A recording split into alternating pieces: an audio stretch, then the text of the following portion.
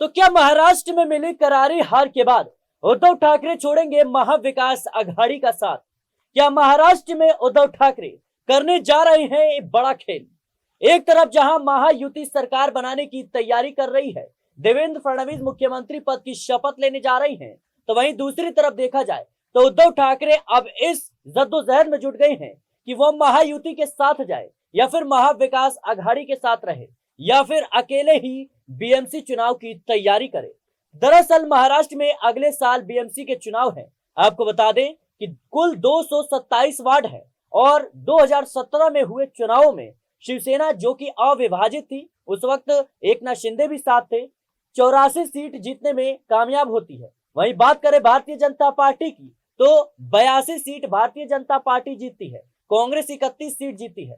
लेकिन कहीं ना कहीं अब एकनाथ शिंदे ने तो अपना जलवा दिखा दिया है। विधानसभा चुनाव में जिस तरीके से शिवसेना ने प्रदर्शन किया वो उद्धव ठाकरे की नींद हराम करने के लिए काफी है और ऐसे में अपने अस्तित्व को बचाने के लिए शिवसेना यूबीटी के पास एक ही मौका है और वो मौका है महाराष्ट्र में होने वाले बीएमसी चुनाव। अगर बीएमसी चुनाव में उद्धव ठाकरे की पार्टी बेहतर प्रदर्शन नहीं करती है तो जाहिर सी बात है पार्टी का अस्तित्व खतरे में आ जाएगा, जो एक तरफ देखा जाए तो कहीं ना कहीं बहुत ही बुरी खबर है। आपको बता दें कि जहां कह सकते हैं कि महाविकास आघाड़ी बीएमसी चुनाव की तैयारी कर रही है, जो विधानसभा चुनाव में हार मिली है उस पर चिंतन मंथन कर रही है, तो अब खबरों के मुताबिक उद्धव ठाकरे महाविकास आघाड़ी का साथ छोड़ने की तैयारी कर रही हैं। इतना ही नहीं, उन्होंने एक बैठक बुलाई जिसमें तमाम उनके पार्षद मौजूद थे, जो जीते वो भी, जो हारे वो भी, और सबको आदेश दिया गया है कि आप हिंदुत्व का मुद्दा उठाइए, हिंदुत्व का जो मुद्दा है उसको घर घर पहुंचाइए और जनता को संदेश दीजिए कि हमने अभी हिंदुत्व का मुद्दा छोड़ा नहीं है।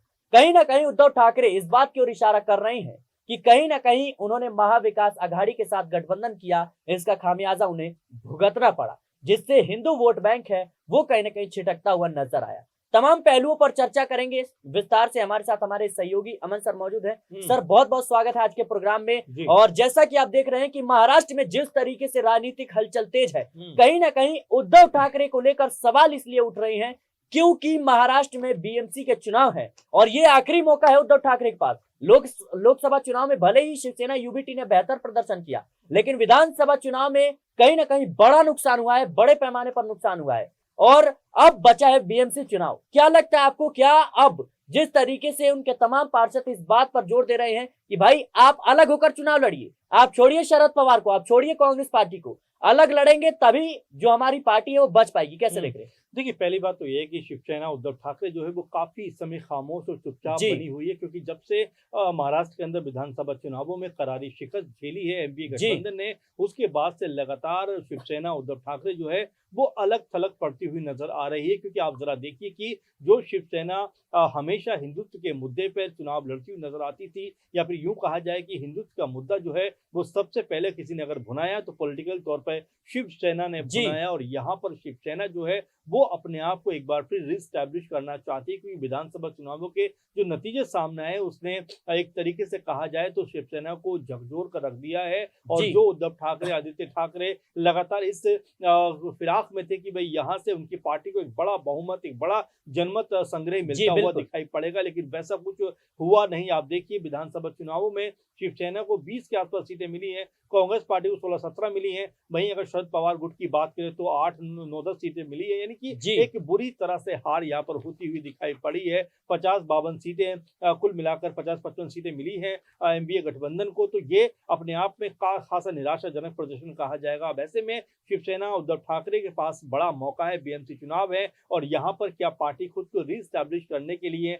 अलग जाकर चुनाव लड़ सकती है, क्योंकि साथ मिलकर चुनाव लड़ने में कोई बड़ा फायदा विधानसभा चुनावों में नहीं हुआ। हालांकि हम अगर लोकसभा चुनावों की बात करें तो जाहिर बात है कि वहां पर लगभग 31 सीटों पर जो एमवीए गठबंधन है, यानी कि जो महाविकास आघाड़ी है, उनको 31-32 सीटों पर जीत मिलती हुई नजर आई। लेकिन अब यहाँ पर यह भी कहा जा रहा है कि कहीं ईवीएम में कोई गड़बड़ी तो नहीं हुई, कहीं शासन प्रशासन ने कोई दबाव तो नहीं बनाया, क्योंकि एकदम से अगर मान लीजिए किसी गठबंधन को 31 सीटें मिली हो लोकसभा चुनाव में, उसके अगले 3-4 महीने के बाद आखिर कैसी नाराजगी क्या हो गई कि जो पूरे का पूरा समीकरण यहाँ पर बदलता हुआ नजर आया और एक तरीके से पूरी तरह सफाया हो गया विकास आघाड़ी का महज 52-55 के आसपास सीटें मिली हैं, जो ये बताने के लिए काफी है कि यहाँ जो महायुति गठबंधन था उसने पूरी तरीके से धोकर रख दिया, एक बड़ी जीत दर्ज की। लेकिन क्या यहाँ पर जो अब बीएमसी के चुनाव होने वाले हैं उसमें अब बीजेपी या कहें शिंदे गुट कहें या फिर अजीत पवार गुट कहें और या फिर अगर हम शिवसेना उद्धव ठाकरे गुट की बात करें तो क्या वो कोई बड़ी बाजी यहाँ पर चलते हुए नजर आएंगे? एक बड़ा सवाल मैं आपसे पूछना चाहूंगा सर कि जिस तरीके से अभी जो उद्धव ठाकरे उन्होंने अपने घर मातोश्री पर बैठक बुलाई, तमाम जो प्रत्याशी थे वो पहुंचे, तमाम जो उनके कार्यकर्ता थे वो पहुंचे, लेकिन वहां पर उनके नेताओं का ये कहना है कि भाई आप अकेले चुनाव लड़िए। और इधर देखा जाए तो जिस तरीके से भारतीय जनता पार्टी की जीत हुई है उसके तुरंत बाद उद्धव ठाकरे कहते हैं कि जो मुख्यमंत्री है वो बीजेपी का होना चाहिए। क्या इन दोनों घटनाक्रम को अगर देखें, अगर जोड़कर मिलाएं, तो क्या अब कहीं ना कहीं उद्धव ठाकरे महायुति का रुख कर सकते हैं, ये विकल्प है, या अकेले लड़ेंगे? देखिए बिल्कुल जाहिर बात है, महायुति में तो शायद वो नहीं जाएंगे क्योंकि वहां पर शिंदे गुट पहले से मौजूद है। तो उद्धव ठाकरे जाहिर बात है कि अपनी राह अलग बनाते हुए दिखाई पड़ेंगे। लेकिन हाँ, यहाँ पर अगर शिंदे गुट के साथ में बीजेपी की अनबन होती या वो अलग थलग होते तो यहाँ जरूर एक चांस कहीं ना कहीं उद्धव ठाकरे गुट का बनता हुआ दिखाई पड़ता। आप जरा समीकरण को समझिए कि 132 के आसपास जो सीटें हैं वो बीजेपी ने यहाँ पर जीती है। वहीं अगर जो शिवसेना की बात करें उद्धव ठाकरे गुट की, तो उनके हिस्से भी तकरीबन 20 सीटों के आसपास आई हैं। तो ये आंकड़ा अगर आप मिला दें तो ये बन जाता है लगभग 152 और जो बहुमत के लिए आंकड़ा चाहिए वो 144-45 के बीच का चाहिए, तो बहुमत से ज्यादा ये पहुंच जाता है। तो यहाँ लेकिन ये स्थिति बनती हुई नजर नहीं आ रही क्योंकि अजीत पवार पहले से ही जो है मन बनाकर बैठे हैं कि भाई उनको तो जो है बीजेपी के साथ ही चलना है और बीजेपी से हटते हैं तो उनके लिए कुछ बचेगा नहीं। और आज भी एक प्रेस कॉन्फ्रेंस में जब ये बात हो रही थी कि शिंदे और अजीत पवार क्या कल शपथ लेंगे, तब भी अजीत पवार तबाक से बोलते हैं कि भाई मैं तो कंफर्म हूं, शपथ लूंगा, बाकी शिंदे जी की बात है तो ये सोचकर बताएंगे। यानी कि अजीत पवार पूरी तरह से बीजेपी के साथ है। अगर यहाँ पर शिंदे गुट अलग थलग पड़ता तो एक संभावना कह सकते हैं उद्धव ठाकरे गुट की बनती, लेकिन ऐसा कुछ होता हुआ दिखाई नहीं पड़ रहा। इसीलिए शिवसेना सोच रही है कि वापस अपने हिंदुत्व के मुद्दे पर लौटा जाए, क्योंकि कांग्रेस पार्टी कहीं ना कहीं उनके लिए कई तरह के सवाल जो है वो अब महाराष्ट्र की राजनीति में बनते हुए नजर आ रहे हैं कि आखिर कांग्रेस के साथ कैसे हाथ मिला सकती है शिवसेना, कैसे कांग्रेस पार्टी के साथ चुनाव लड़ सकती है, कैसे कांग्रेस पार्टी को एक साथ लेकर चल सकती है, क्योंकि कांग्रेस पार्टी की विचारधारा और शिवसेना की विचारधारा में जमीन और आसमान का अंतर है। और लगातार इस चुनाव में देखा भी गया कि लाख कोशिश की कि भाई एक सॉफ्ट हिंदुत्व का मुद्दा जो है वो बनाया जाए। और आदित्य ठाकरे ने भी कहा कि हमारा हिंदुत्व ये है कि भाई हम रोजगार देना चाहते हैं, बेहतर शिक्षा देना चाहते हैं, बेहतर विकास करना चाहते हैं, लेकिन बीजेपी का जो हिंदुत्व है वो आपस में लड़वाने का है। लेकिन जो आदित्य ठाकरे ने जो बात कही वो बहुत ज्यादा कम्युनिकेटिंग साबित नहीं हुई, बहुत ज्यादा मारक साबित नहीं हुई। इसीलिए बीजेपी ने यहाँ पर एक बड़ी जो जीत है वो दर्ज की। और अब ऐसे में शिवसेना को लग रहा है कि भाई यहाँ पर अगर वापस हिंदुत्व के रास्ते पर नहीं लौटा गया तो उनकी पार्टी के लिए बहुत मुश्किल हो सकती है। इसीलिए अब जो संभावनाएं बन रही है वो यही बन रही है कि जो कठोर हिंदुत्व है हो सकता है शिवसेना एक बार फिर उस राह पर चलती हुई नजर आए। जी बिल्कुल दर्शकों, जाहिर सी बात है कि जिस तरीके से उद्धव ठाकरे की मुश्किलें महाराष्ट्र में बढ़ रही है, अब उनके पास चुनौती है कि अपनी पार्टी का अस्तित्व बचाए।